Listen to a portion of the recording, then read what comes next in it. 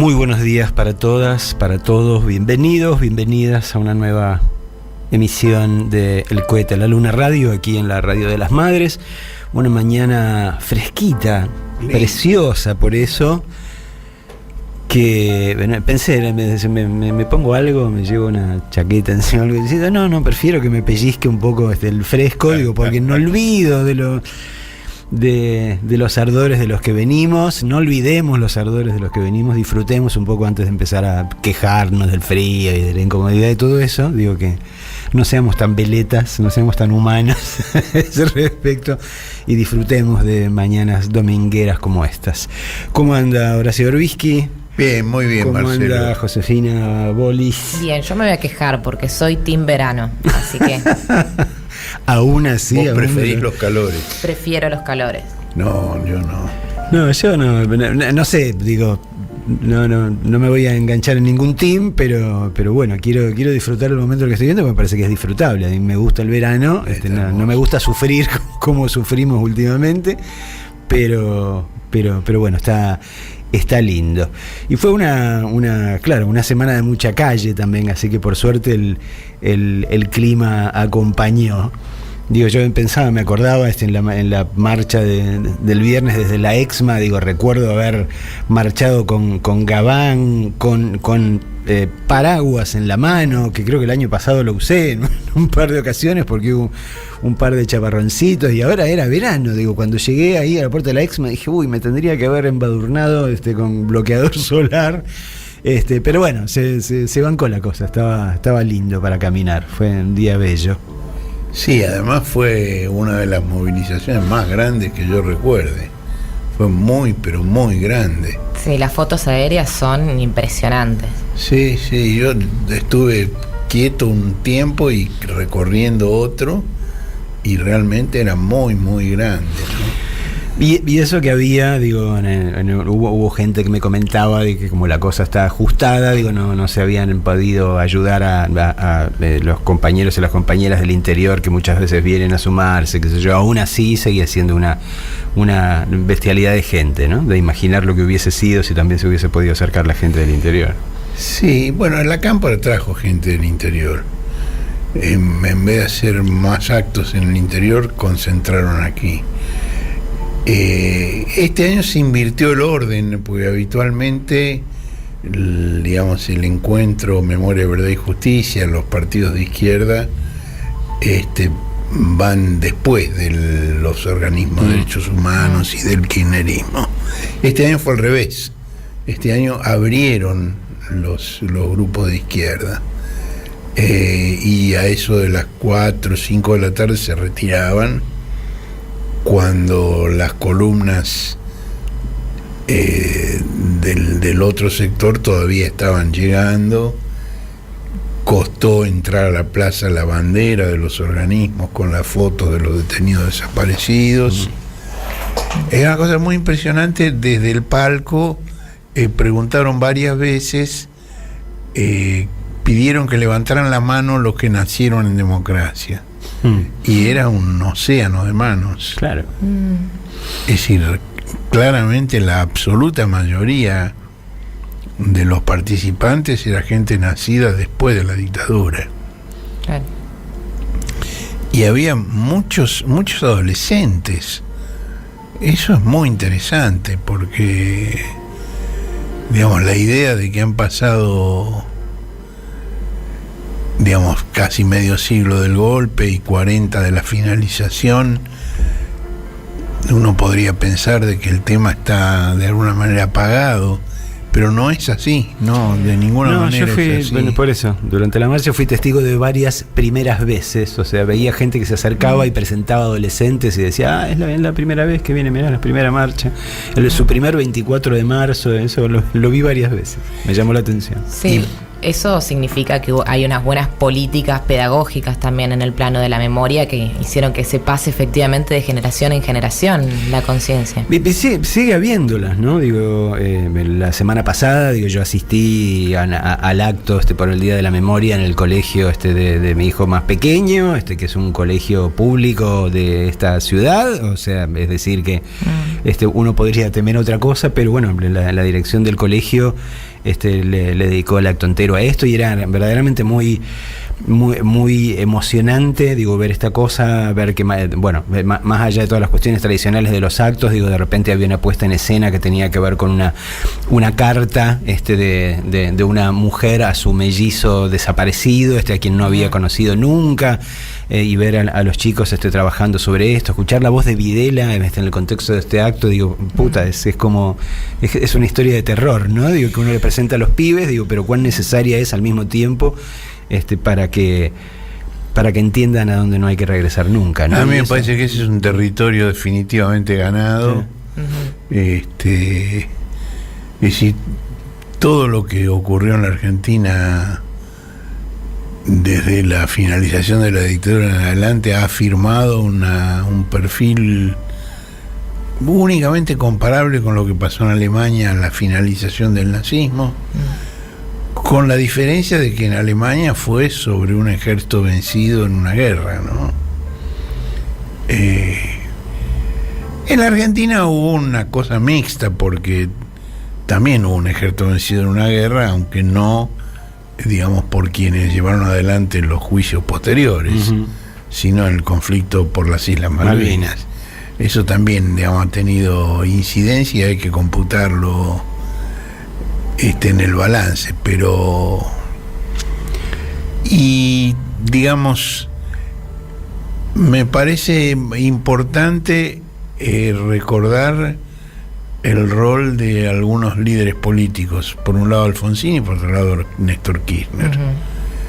Y recordemos que cuando Kirchner adhirió al planteo de los organismos de derechos humanos de la reapertura de los juicios, es decir, recordemos que en el año 98 ya estaban detenidos Masera y Videla, cuando todavía gobernaba Menem, que se oponía a eso, que había firmado los indultos, y estaban detenidos porque las leyes de impunidad previeron una excepción que era la apropiación de hijos de detenidos desaparecidos y el saqueo de bienes. Esos fueron los motivos por los cuales estaban detenidos Videla y Masera.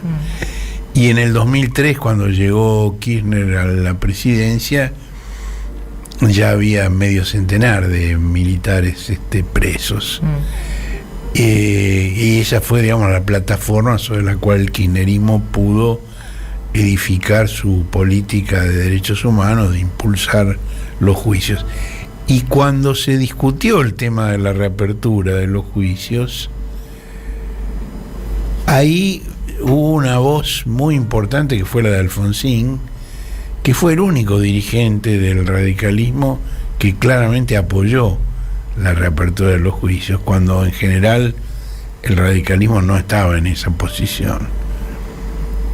Y Alfonsín entendió que el cierre que él le había dado en el 87 no era lo ideal, no era lo que él hubiera querido, era lo que pudo, era lo que las relaciones de fuerzas en ese momento le permitieron, pero que las circunstancias habían cambiado y que el planteo que hacía Kirchner merecía ser apoyado, y lo apoyó.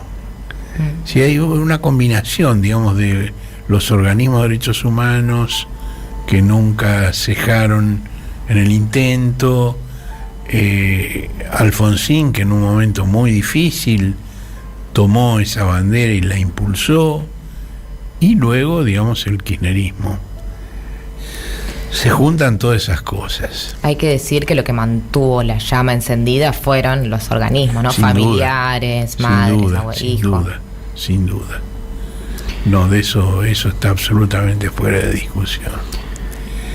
Bueno, estamos hablando de la historia que se hace en las calles, pero hay otras historias que más bien tienden a transcurrir en pasillos o en chats de WhatsApp, ¿no? Sí, pasaron cosas graciosas, digamos. Sergio Massa, el ministro de Economía, hizo un cuestionamiento a los machitos del OFF y dejó saber su fastidio con el presidente Alberto Fernández, pero lo hizo en off. Bueno, digamos, desde hace mucho que en el frente de todos la costumbre es tirar la piedra y esconder la mano.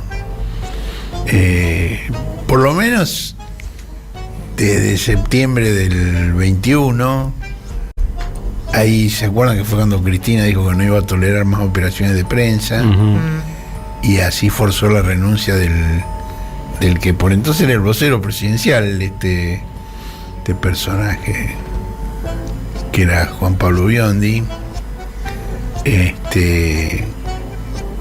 Y Cristina, digamos, desde entonces y siempre ella reivindica que ella dice las cosas de frente y que ella no recurre al off, que ella va y dice de frente, ya sea en un tuit o en un discurso o en privado también, pero ella dice las cosas de frente.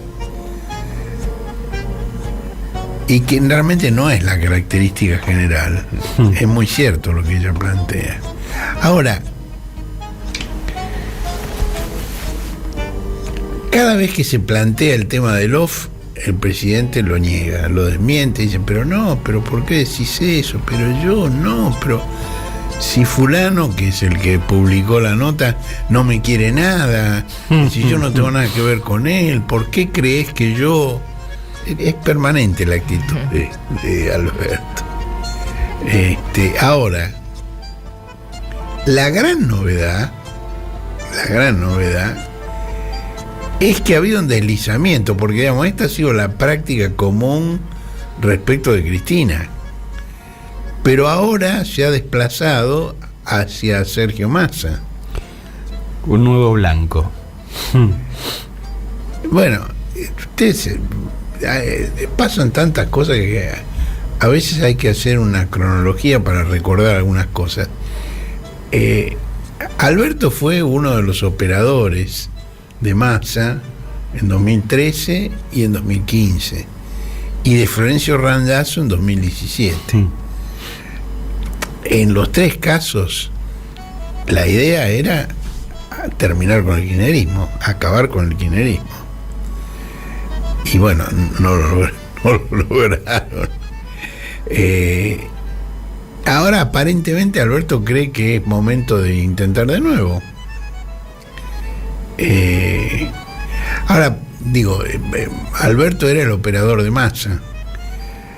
Ahora, en mayo del 19, Cristina hizo un pase de magia que invirtió los roles. Y entonces el colaborador de Massa pasó a ser el jefe de Massa. Digamos, Alberto presidente. Bueno, tuvo, digamos, inicialmente índices de aprobación muy altos, muy altos. Llegó a tener un 80% de índice de aprobación. A mí me parece que, tal vez debido a eso, Alberto perdió de vista, digamos, cómo llegó a la presidencia, por qué llegó a la presidencia, para qué llegó a la presidencia. Y me parece que Massa, que venía muy golpeado, y porque Massa es el que más tardó en sumarse a la coalición que ganó la elección en el 19. Recordemos que Massa en la elección presidencial del año 15 había obtenido más del 20% de los votos, y ahora se sumó cuando estaba en el 5 y en baja, y realmente el fantasma de Randazzo lo rondaba. Y temía la insignificancia randacista, ¿no? Y ahí se subió. Tal vez por eso, pues venía tan golpeado, Massa conservó el sentido de realidad y coincidió con Cristina en la crítica a la política económica y social del gobierno, que la conducían los ministros Matías Culfas y Mr. Magú.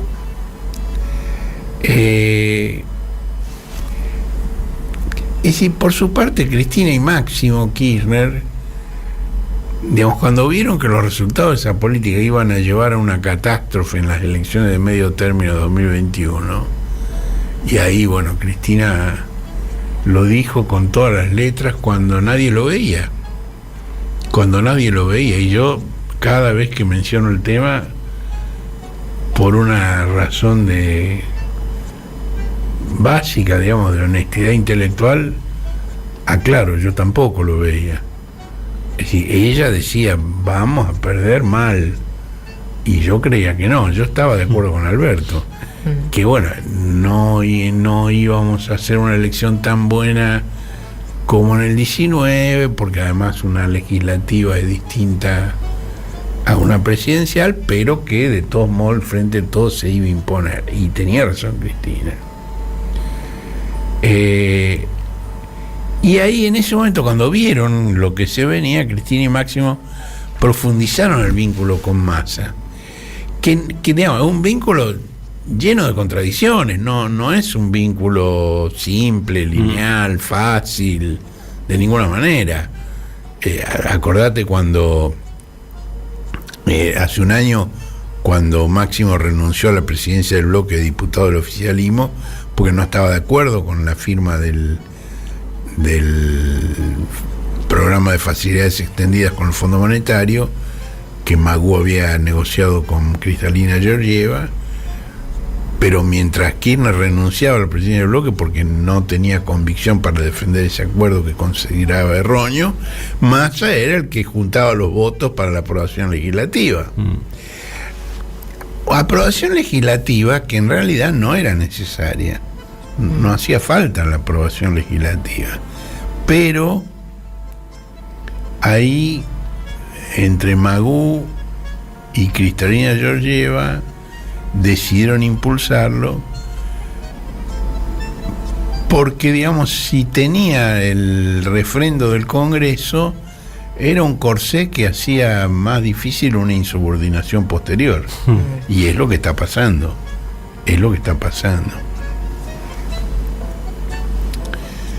Bueno, otra de las cosas que pasaron en estos días muy llamativas fue la descripción que hizo Jorge Ferraresi sobre el acceso de Massa al Ministerio de Economía. Y dijo que Massa asumió en Economía un día antes que no fuéramos en helicóptero. Era una frase tremenda, muy fuerte. Tremenda. Y algunos off de la semana cuentan que Massa le dijo a Alberto: acordate que cuando yo asumí, la alternativa era la Asamblea Legislativa para elegir un nuevo presidente.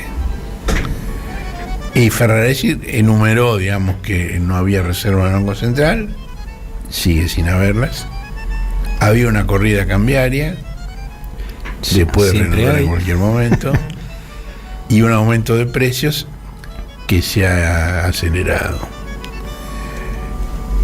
Ahí, bueno, Sergio vino a poner orden, fue una tarea titánica y lo sigue siendo todos los días, dijo Ferraresi. Ahora, digamos, Massa hizo un anuncio que el tiempo ha mostrado imprudente. Había un consejo que él desoyó y era: si decís cuándo, no digas cuánto, y si decís cuánto, no digas cuándo. Pero él dijo que en marzo la inflación iba a empezar con 3. Ahora, nosotros en el cohete lo entrevistamos a Massa en enero, a mediados de enero. Ahora, esa hoja de ruta ya había fallado en ese momento. Porque, por ejemplo, en noviembre el índice de precios al consumidor fue de 4,9, lo cual fue celebrado como una gran victoria. Pero en diciembre trepó al 5,1. En enero midió 6, en febrero 6,6. Se teme que en marzo pase del 7 y los alimentos llegaron al 11%. Ahora, ahí en febrero, digamos, cuando salieron esos datos, Massa se quejó: si un mes la inflación baja es mérito de todos, pero si al mes siguiente sube, la culpa es del ministro de Economía. Y dijo una frase muy masista. Dijo, si uno mete la mano en la mierda, la metemos todos. Escatológico el ministro. Frase que también ha dicho en público Malena Galmarini, su compañera. Ahora, esa fue una exigencia de Massa en febrero, a la cual nadie le dio pelota, la verdad. Y la operación de prensa es una pasión presidencial irrefrenable.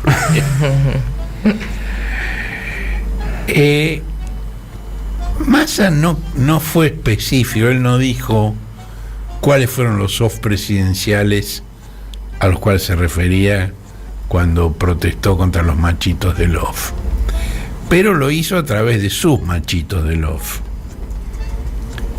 ¿Qué es lo que Massa no soporta? Por lo menos 4 cosas. Una es la insistencia de Alberto en postularse como candidato a la reelección, porque él entiende que esa utopía dilata el ordenamiento de la fuerza frente al proceso electoral. Otra cosa es el reencuentro del presidente con Mr. Magoo, que públicamente cuestionó la forma en que el ministro está batallando con la inflación. E intentó, digamos, una reivindicación de su gestión, para lo cual, digamos, tiró porquería para otro lado. Y Massa, por ejemplo, Massa reivindica que el primero en ponerse de punta con Mr. Magoo fue él, no Cristina. Que en la negociación con el fondo tuvieron enfrentamiento, y es verdad. No que haya sido antes que Cristina, pero sí que fue muy duro y que en su momento no trascendió públicamente. Pero es verdad eso. Otra cosa que le fastidió fueron los anuncios del jefe de asesores presidenciales, Antonio Aracre, o Aracre, no sé cómo se pronuncia, sobre un desdoblamiento cambiario, que no era aquello en lo que estaba trabajando Massa, pero sí por lo cual había presiones para que se realizara. Y la otra, el lanzamiento de Daniel Scioli como amuleto. Si Alberto en algún momento reconociera que él no es el más alto de los enanos, frase de él, por otra parte, digo, sin Cristina somos todos enanos y yo puedo ser más alto, dijo, ¿no? Bueno, si en algún momento reconociera que hay enanos más altos, podría ser Scioli. Ahora, siempre una mujer, ¿no?, la que sinceró la situación. Fue Malena Galmarini, que sin pelos en la lengua dijo lo que Massa apenas murmura. Escuchalo vos directamente. Sí, por supuesto, las operaciones políticas nunca gustan, los off the record nunca gustan, y cuando vos sabés de dónde vienen, uno tiene derecho a enojarse. Sin embargo, ¿de dónde crees que vienen? No, de adentro de la Rosada, no importa, yo no tengo alma de vigilante, así que cada uno sabrá qué hizo, y además entiendo que Sergio se los dijo también, porque además Sergio no es especulador, ¿no?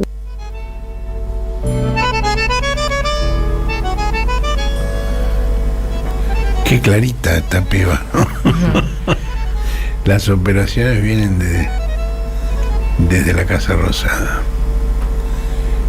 También dijo que Massa heredó una gestión de Martín Guzmán que fue muy mala en todo sentido. Dijo que generó un acuerdo con el fondo muy difícil de cumplir y no pudo resolver algunas cuestiones estructurales, y todavía hoy camina sobre las brasas con el tubo de Pancután en la mano para cuidar a su compañero.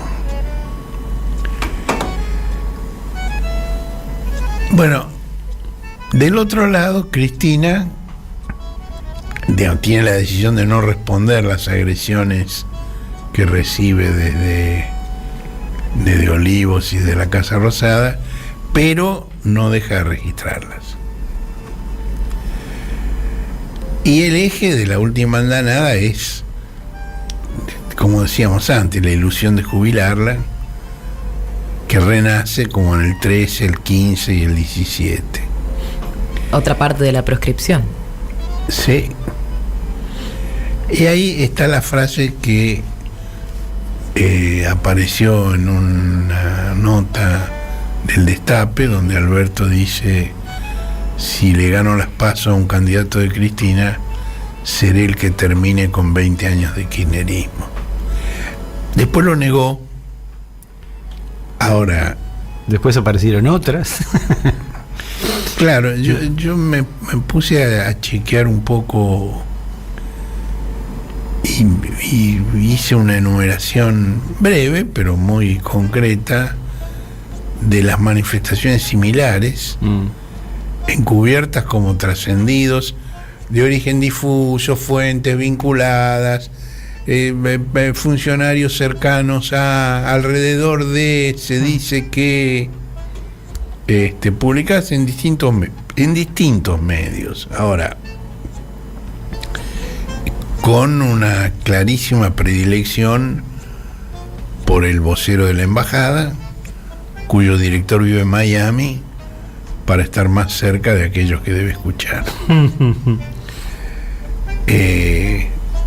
Esto se reveló hace poco, que Daniel Haddad está viviendo en Miami, y lo reveló él mismo. Y la numeración es la siguiente, y voy a citar textualmente, voy a leer. En una reunión con la cúpula de Clarín, cuando le preguntaron por qué no rompía con Cristina ante el flagrante desafío a su autoridad que representaron las renuncias masivas lideradas por Guado de Pedro, el presidente trazó un diagnóstico y un plan. Ahora no puedo romper porque pongo en riesgo la gobernabilidad. Lo voy a hacer en el último año, cuando estemos cerca de las elecciones, donde ya los dejo sin margen. Esto se publicó en el portal La Política Online el 17 de marzo. El jefe de Estado considera que un proceso político de 20 años, como el que encabezó el kirchnerismo, tiene un desgaste natural y genera un cansancio en la gente. Esto lo difundió la agencia británica Reuters.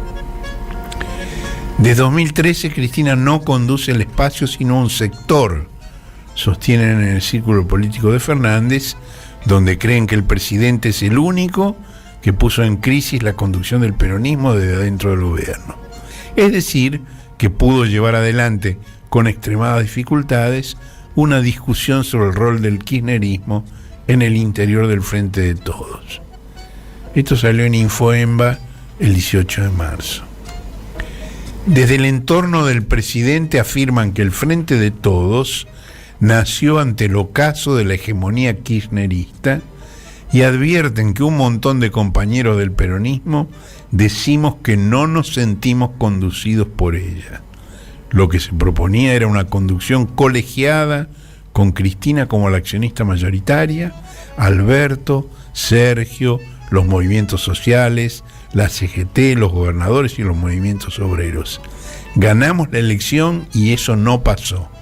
Desde el primer día dijimos que el Frente de Todos no es recrear la hegemonía kirchnerista, sino la posibilidad del peronismo de proyectar un país para los próximos 10 años, reconocieron fuentes con acceso al despacho presidencial. Esto salió en Perfil el 18 de marzo. Alberto Fernández cree que su candidatura abre la posibilidad de la renovación en el peronismo. Esos cálculos electorales responden a ciertos objetivos estratégicos que se trazó para desgastar la influencia interna de Cristina. El presidente cree que la vicepresidenta y el kirchnerismo ya cumplieron su ciclo. Sostiene que su retirada anticipada del tablero político implicaría conceder a Cristina y a la Cámpora un espacio de maniobra que sería inmediatamente ocupado para manipular las decisiones de los otros protagonistas del Frente de Todos, los gobernadores, intendentes y determinados líderes sociales que ya no quieren la conducción vertical de CFK. Esto salió en Infoemba el 19 de marzo. Escrito con los pies, además, pero bueno, eso es un detalle. Sí, bueno. El presidente ya construyó una coraza que lo protege de las embestidas de la cámpora, a las que ya nadie dentro del mundo del peronismo le da demasiada entidad. Cree que es tiempo de que Cristina suelte la lapicera y disminuya considerablemente su influencia en la conducción del espacio político.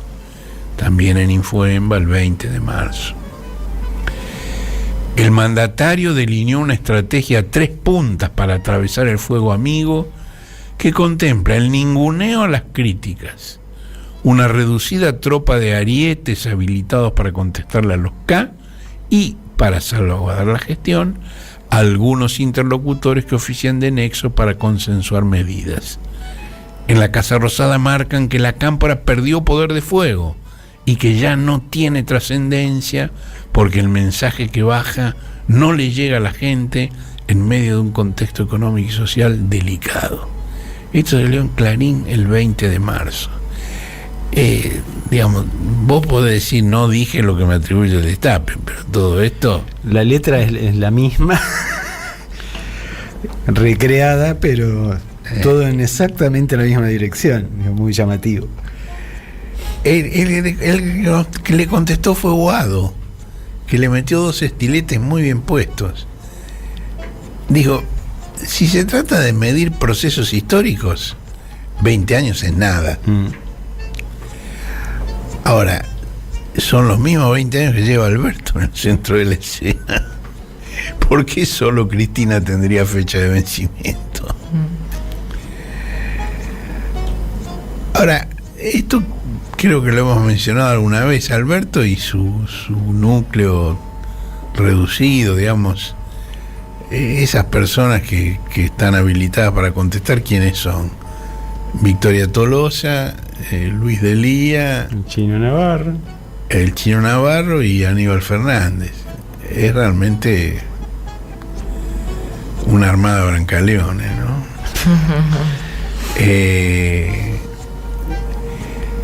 Pero bueno, este sector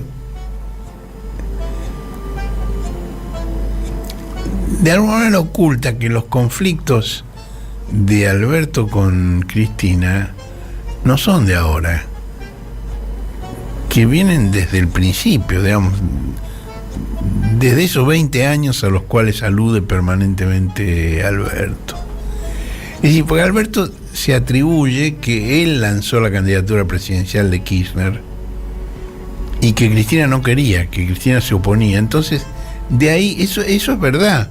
Es decir, porque Cristina contó que ella se sorprendió al escuchar en el 2003 a la salida de una reunión, una entrevista de Kirchner en un pasillo en la televisión anunciando su candidatura, cuando lo que siempre habían hablado era trabajar para una candidatura más adelante, no en ese momento. Ahora, de ahí Alberto deduce que él es el verdadero fundador del kirchnerismo. Y entonces, bueno, se da esta situación curiosa de que se pretenden kirchneristas quienes aborrecen a Cristina, como Tolosa Paz y el empresario gastronómico Fernando Navarro. Bueno, además, digamos, todos idealizan al ausente. Digamos, se acaban de cumplir 12 años de la muerte de Néstor y todos lo idealizan. Ahora, los problemas de Alberto no fueron con Cristina, fueron con Néstor. Eso también está de alguna manera ocultado. Es decir, durante el conflicto con las patronales agropecuarias, Alberto había sido el jefe de gabinete de Néstor y era el jefe de gabinete de Cristina. El conflicto se inició en cuanto Cristina asumió la presidencia en diciembre del año 7 y escaló en los primeros meses del año 8. Y en ese momento Alberto se quejaba de que en la Casa Rosada Cristina aceptaba sus propuestas, sobre todo relativas a cómo manejar ese conflicto, pero que después se iba a Olivos,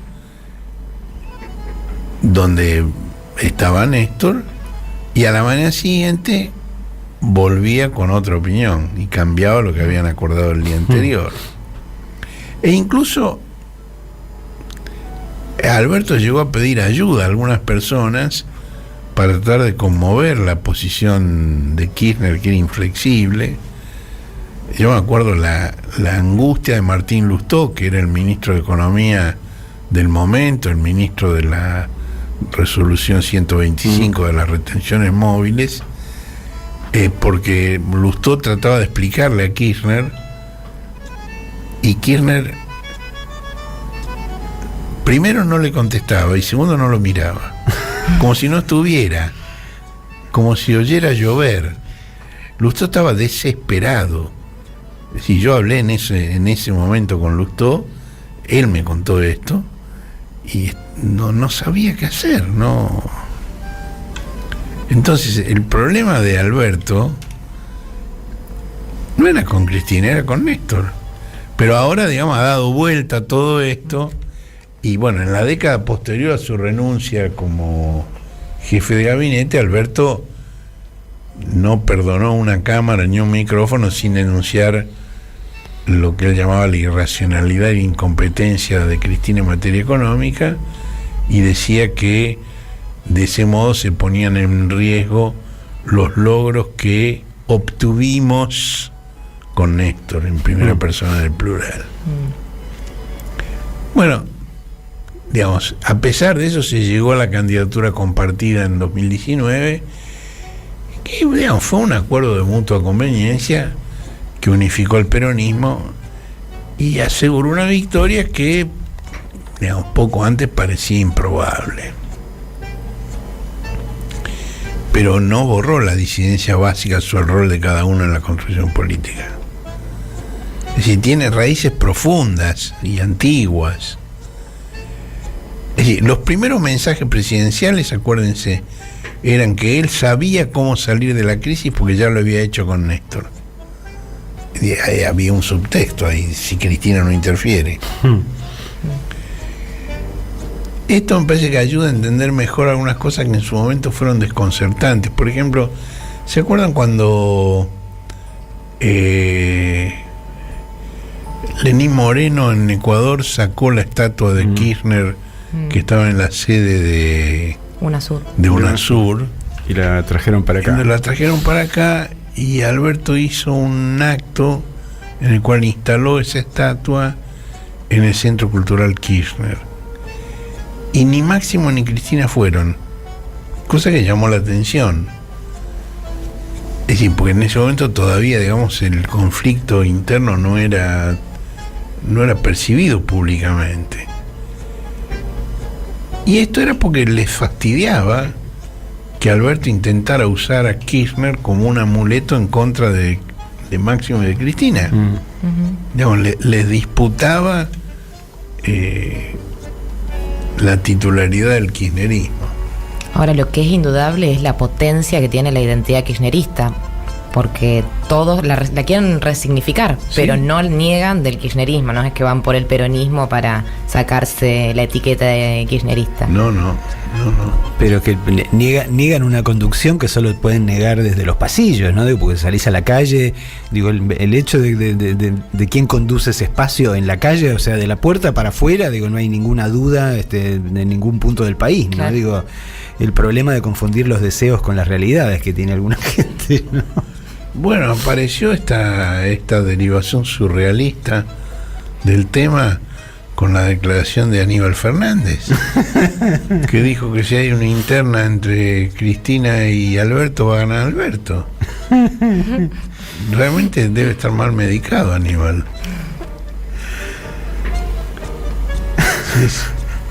Sí, esos pastilleros son complicados, ¿no? Ahora, todo esto puede terminar en la gran tragedia de un retorno electoral de la coalición cambiante.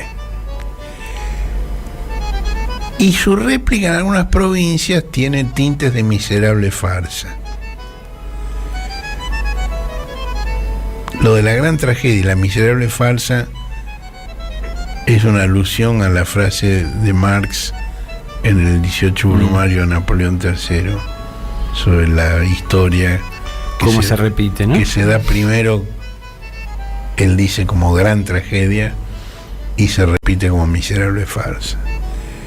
Bueno, Fernando Navarro, que es el dirigente del movimiento Higuita y subsecretario de la jefatura de gabinete, desafió al gobernador de Buenos Aires, Axel Kicillof, a disputar la interna, lo cual fue aceptado de inmediato, por supuesto.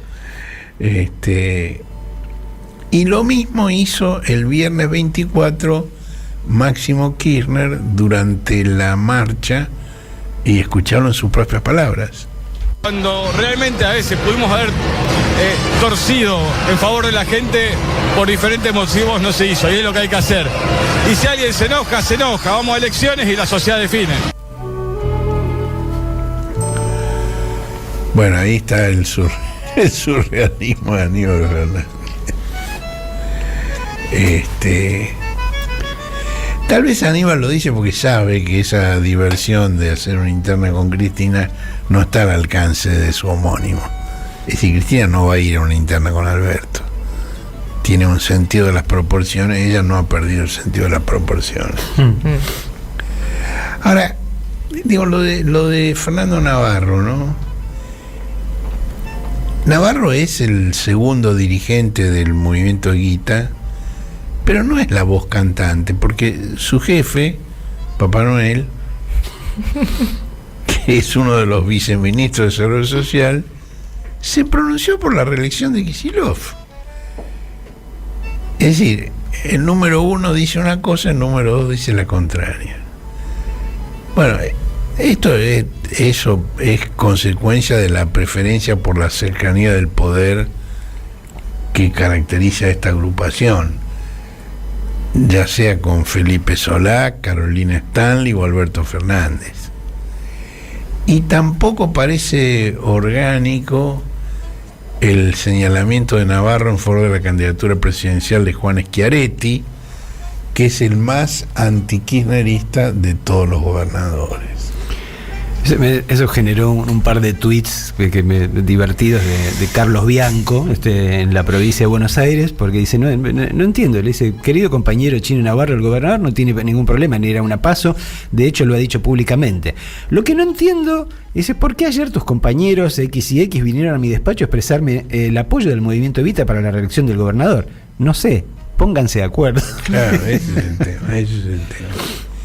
Ahora, digamos, tanto Papá Noel como Navarro, el esfuerzo de ellos está en consolidar su fuerza comunal en algunos municipios, como el de La Matanza, donde la esposa de Pérsico quiere enfrentar al intendente Fernando Espinosa.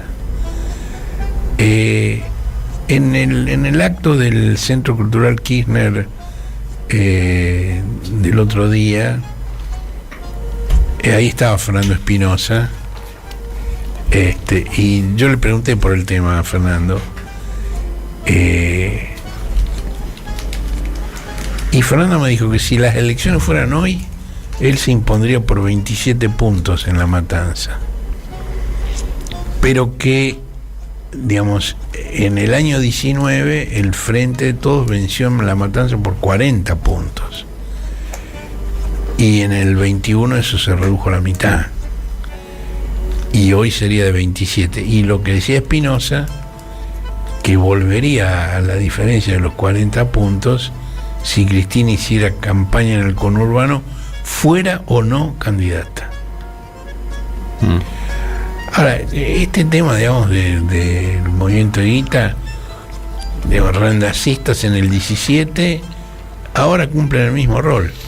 Molestar, morder unos puntos y luego, por supuesto, si los dejan, acudir en auxilio del vencedor.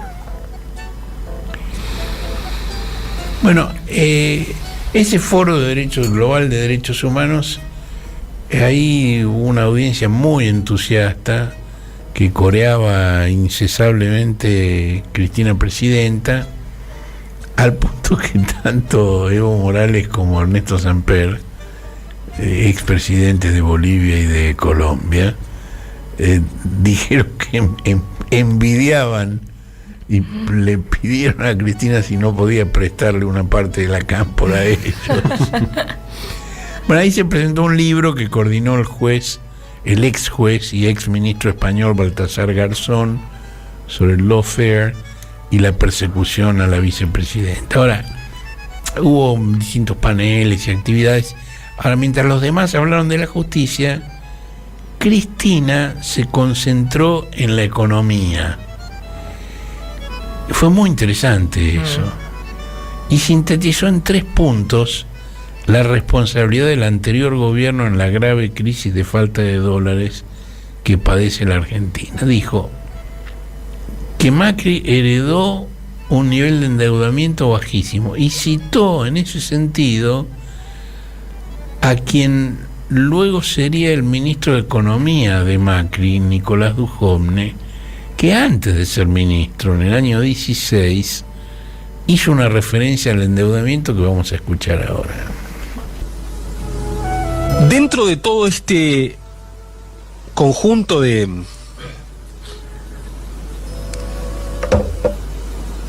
problemas que dejó la administración anterior, también nos dejó una bendición, que es que el gobierno anterior era tan estrafalario, tan poco comprensible, tan poco homologable para el resto del mundo, que nadie le prestaba plata. Entonces, la Argentina hoy tiene niveles de endeudamiento bajísimos, tanto a nivel del gobierno, como a nivel de las empresas, como a nivel de las familias. El gobierno argentino hoy tiene una deuda neta, si le restamos lo que se debe a sí mismo después de que nacionalizó los fondos de pensión, de 20% del PIB. Si le sacamos de eso los organismos internacionales, 16, y de esos 16 puntos, 8 denominados en moneda extranjera. Es una deuda realmente muy baja. Las empresas tienen un endeudamiento inferior a 1/3 de su patrimonio. Son niveles de apalancamiento bajísimos en cualquier medida regional o internacional. Y las familias dedican nada más que 5% de su ingreso disponible al pago de... tienen un nivel de endeudamiento equivalente al 5% de su ingreso anual disponible. Es decir, es un nivel de deuda bajísimo, de los más bajos del mundo. No conozco ningún país que tenga un nivel de deuda más bajo, tal vez algún país del África subsahariana o Corea del Norte. Es impresionante, es impresionante, aquello, ¿no? Impresionante. Lo dice además como si fuese un problema. Sí, porque lo vieron en el estrafalario. Sí, la culpa es, o sea, no tiene deudas porque no le querían prestar, o sea, es muy gracioso, pero al mismo tiempo no puede negar los datos duros. Bueno, otra cosa que dijo Cristina, el segundo punto que hizo Cristina, fue que Horacio Rodríguez Larreta, el jefe de gobierno de la capital y precandidato presidencial de la coalición cambiante, dijo que quien prometiera levantar el cepo sería un chanta. Y dijo que en 2016 se pudo levantar el cepo porque había reservas en el Banco Central. Esto Cristina ya lo había dicho en la Universidad Nacional de Río Negro días atrás de esta manera. Esto de la economía bimonetaria. ¿En qué patrón de acumulación vamos a hacer para tener los dólares necesarios para hacer frente no solamente a las obligaciones, sino frente a las obligaciones del desarrollo y el crecimiento que necesita y demanda nuestra sociedad? Hay que sentarse a hablar de eso, sin adjetivaciones, sin estereotipos, sin clichés, porque la verdad que tenemos una autoridad. El otro día me pareció uno de los principales candidatos de la oposición dijo que el que decía que sacaba el cepo, que venía y sacaba el cepo, era un chanta. Saludable gesto, saludable. Y aclaró un poquito enseguida, y aclaró y dijo, en el 2016, se pudo hacer porque había reservas en el Banco Central. Hola, ¿qué tal? Hola, ¿qué tal? Hola, ¿qué tal? Hola, ¿qué tal? ¿Por qué no probamos? Yo digo, ¿por qué no? Han mentido y siguen mintiendo. ¿Por qué no probamos con decirnos la verdad? Con los números. Estos son números. Yo no vengo con ideología, ni con teorías, ni con hipótesis. Vengo con números. Hola, ¿qué tal? Hola. Hola, ¿qué tal? Y la tercera cosa que dijo sobre la economía fue que Eduardo Levi-Yeyati, que es un economista de la UCR que está trabajando en un plan de gobierno para la oposición, dijo que a diferencia de 2015, hoy los salarios reales están atrasados y para colmo solo tenemos datos de asalariados registrados que son el tercio de la fuerza laboral privada con mejores ingresos. Es un planteo muy, muy consistente de Cristina sobre los temas que es imprescindible encarar.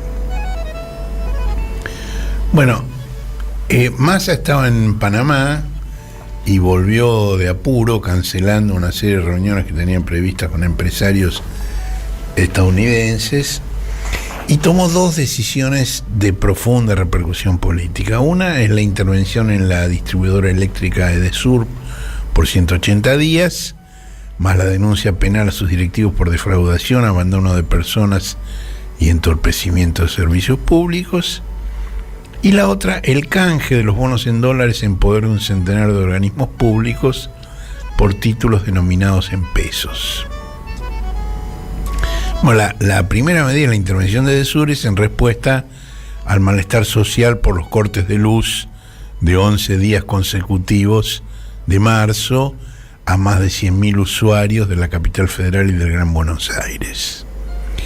Y la segunda, el canje de los bonos, es un reparo contra una devaluación forzada por la ausencia de dólares, que es, digamos, el problema central que está enfrentando en este momento la economía argentina, agravado por la sequía que hace prever una merma en el ingreso de divisas que distintos cálculos estiman entre 12 y 20 mil millones de dólares, que es una suma descomunal, digamos, y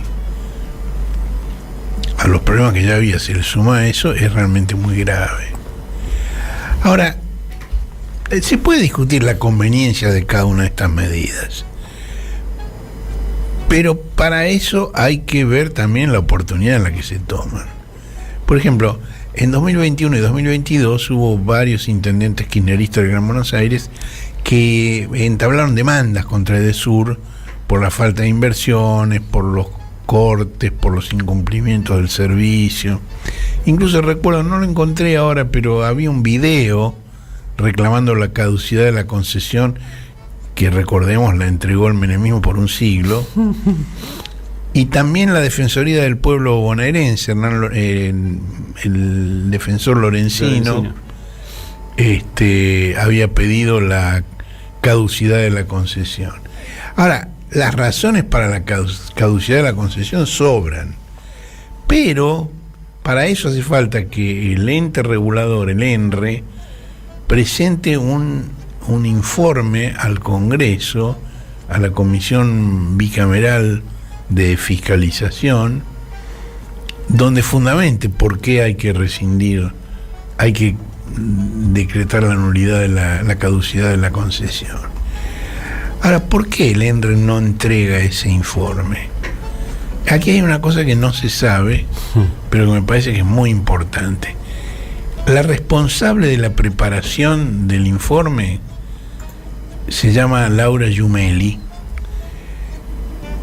que fue designada en enero de este año como la principal colaboradora del interventor en el ENRE, Walter Martello. Pero antes, Laura Giumelli había sido directora del ente regulador durante la presidencia de Macri, cuando lo presidía Andrés Chambuleirón.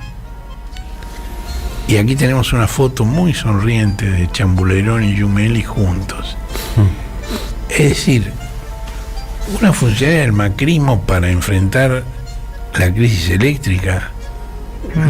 ¿Te parece, Marcelo, eso? ¿Vos?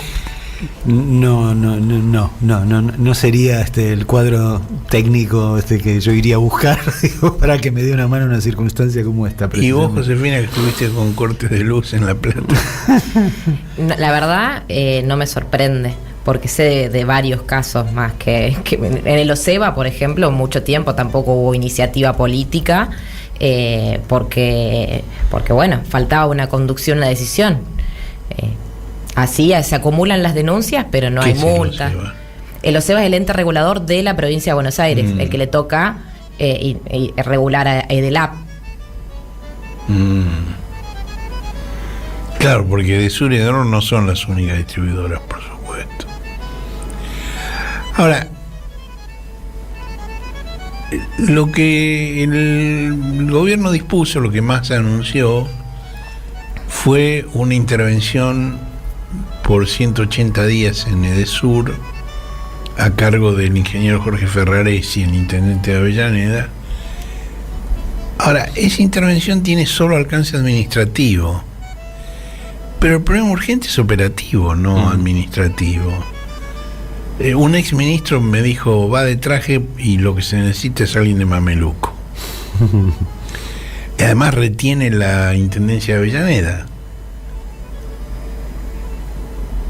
Bueno, la idoneidad de Ferraresi no está en duda, y su eficiencia, es un tipo muy serio, muy laburador.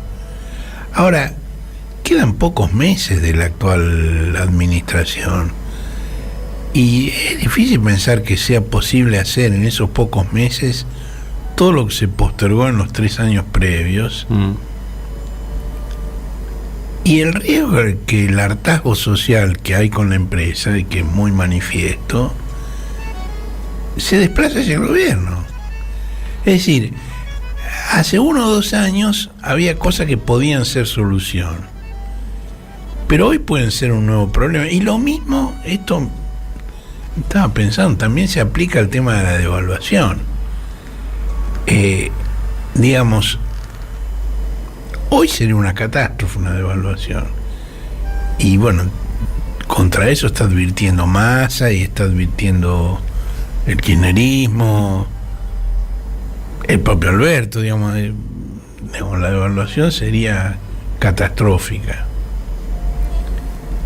Ahora, hace 1 año y controlada podría haber estabilizado las variables.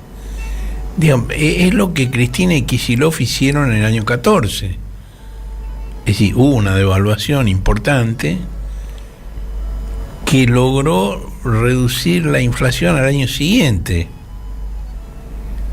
Siempre fue discutible, digamos, esa solución, pero ahora además es tarde, aparte de ser discutible. Bueno, el canje de los bonos es una operación financiera compleja.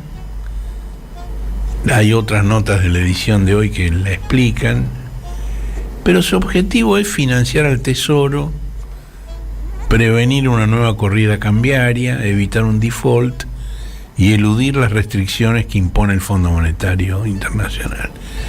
Ahora, esta operación tan compleja, te cambio un bono por otro, te permito registrarlo de tal manera, con ese bono podés hacer tal cosa y no podés hacer tal otra, todo eso, que es un mecanismo muy complicado, en síntesis extrema lo que implica es contraer un nuevo endeudamiento en dólares con acreedores privados. Que se quedan hoy a precio de remate con los títulos que actualmente están en poder del sector público y que al vencimiento van a poder recuperar su valor nominal. Pagan 25 por un título del cual van a recuperar 100%. Ahora, Diego Bocio, perdón, siempre listo, siempre rápido. Sanguchito. Se apuró a practicar con su amigo Sergio Massa la misma lealtad que ya le había inferido a Cristina. Y Cristina fue su protectora, ella lo inventó, era un pibe con ciertos méritos, pero ella lo promovió de una manera y le clavó la puñalada por la espalda. Y se mandó Bocio una declaración lloriqueando sobre la plata de los jubilados en el mismo tono que los opositores de dientes apretados como Elisa Carrió o el gran imitador de Alfonsín, Mario Negri. Ahora, fue el gobierno de Macri el que licuó el Fondo de Garantía de Sustentabilidad, que en 2015 tenía 67.000 millones de dólares y en 2019 se había reducido a 35. Y ahora, digamos, ha regresado, digamos, a niveles superiores. Massa dijo, critican antes de leer, porque no se había publicado el decreto y sobre todo el anexo 3 del decreto, que ese anexo permite entender por qué el ANSES lo acepta. A cambio de los títulos en dólares, la ANSES va a recibir los bonos duales. Dual porque el tenedor del bono va a elegir la variable de ajuste que prefiera, ya sea la inflación o la devaluación del peso. Si la inflación es mayor que la devaluación, va a elegir la actualización por la inflación. Y si el dólar se fortalece, va a elegir por el dólar. Que son además bonos de muy bajo riesgo y volatilidad. Están denominados en dólares, pero se van a pagar en pesos, vencen dentro de 13 años y el capital se va a ajustar por el coeficiente de estabilización de referencia, SER, más el 3% anual de intereses o mediante un cupón del 3% sobre su capital denominado en dólares pero convertido a pesos. No entendiste nada, pero no importa. Es así. Y además los puede comprar, igual que los privados, a su decaído precio de mercado, pero los va a poder contabilizar a valor nominal. Bueno, igual que Cristina en el año 15, el objetivo es llegar a la finalización del mandato sin una convulsión financiera de consecuencias políticas y sociales. Ahora, digamos, fue tan precipitada la decisión que ayer o anteayer Massa se puso a explicarle y le dijo a un periodista del grupo Clarín que va a pedir una auditoría de la Facultad de Ciencias Económicas de la Universidad de Buenos Aires, de modo que si la operación no es beneficiosa, la ANSES no participe en el canje. Ahora, si la ANSES no participa, toda la operación carece de sentido, porque la ANSES concentra el grueso de sus papeles. Es cierto, hay un centenar de organismos públicos que tienen títulos denominados en dólares que entran en el canje, pero el grueso está en la ANSES.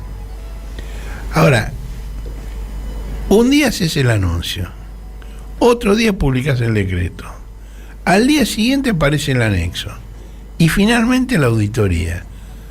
Bueno, esto hasta el siglo XIX se llamaba poner el carro delante de los caballos.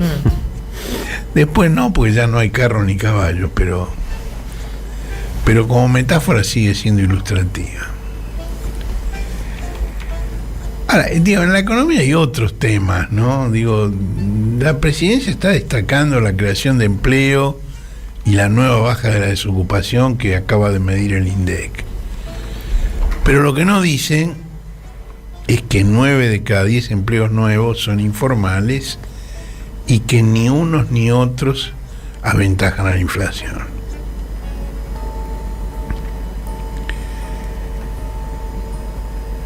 Bueno, quiero cerrar volviendo un poquito a lo que fue la movilización del 24 de marzo, tan grande.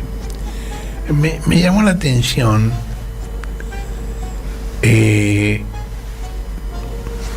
bueno, la polémica sobre si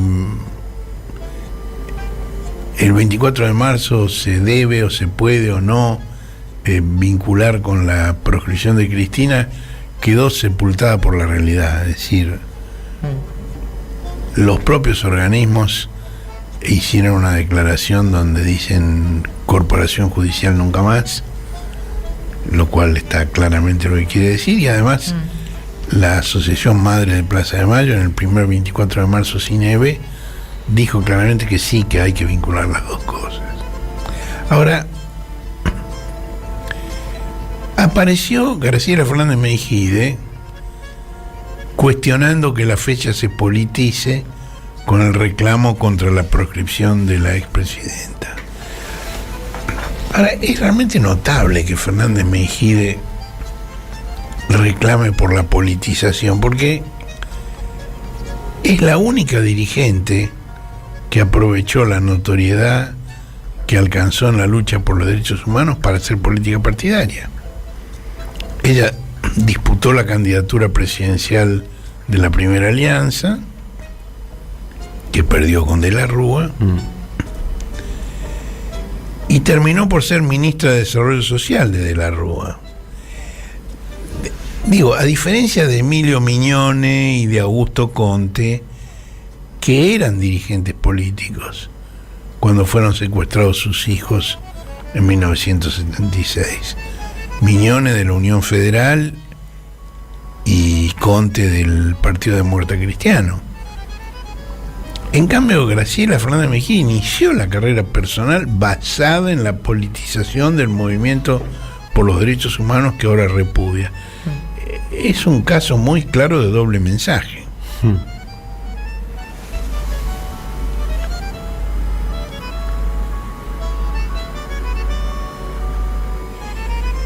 Bueno, vos, Marcelo, caminaste desde la EXMA. Sí. No hasta el final porque la marcha de este año fue particularmente larga y tenía un programa de radio que preparar y un cohete a la luna que editar y una nota que escribir. Ahora, pero la columna esa de la Cámpora fue interminable. Era tremenda, sí, era tremenda. Interminable. Y hubo un tuit de Cristina que dijo: la democracia peligra cuando la concentración económica y de poder profundiza cada vez más las desigualdades sociales. Y apareció también el ingeniero Macri. ¿Y qué se le ocurrió decir? Escuchalo.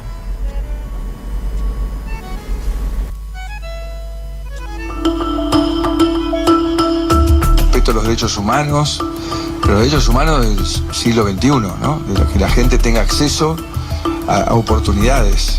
Entonces digo, esos son los derechos por los cuales tengo que pelear, ¿no?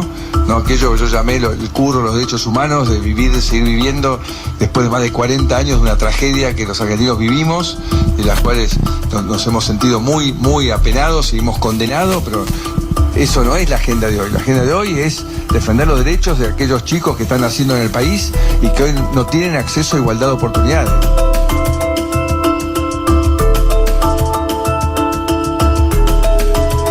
Mauricio llama curro a todo billete que pasa volando por ahí, que no va directo a sus bolsillos. Entre todo eso le parece que lo curran a él, ese es el tema. El problema es con la guita que no puede manotear.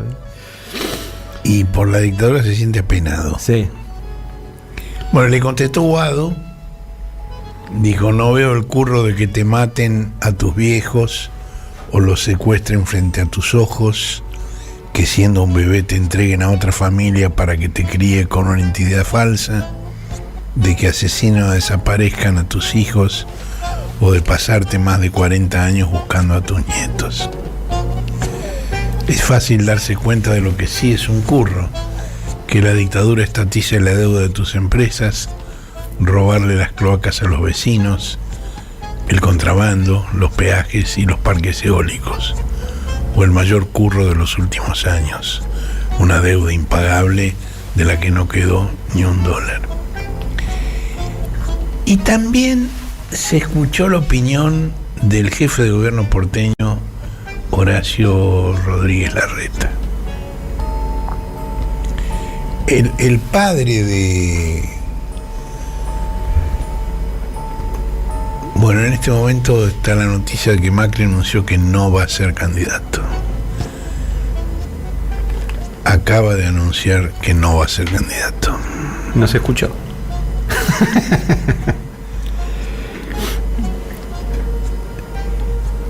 Bueno, Rodríguez Larreta, el padre de Rodríguez Larreta, homónimo, fue uno de los secuestrados por la dictadura, aunque fue liberado unos pocos días después. Y el jefe de gobierno dijo: la desesperación que se siente cuando alguien que amamos no aparece, la impotencia frente a la violencia ejercida por la dictadura. El 24 de marzo es un día para recordar desde dónde empezamos a recorrer estos primeros 40 años continuos en democracia. No fue fácil, la memoria nos une. De la verdad y la justicia no habla, pero por lo menos la memoria, digo, ya tenemos 1 de 3, ya con algo se puede trabajar. Bueno, es uno más de los temas en los que la oposición no logra un acuerdo mínimo.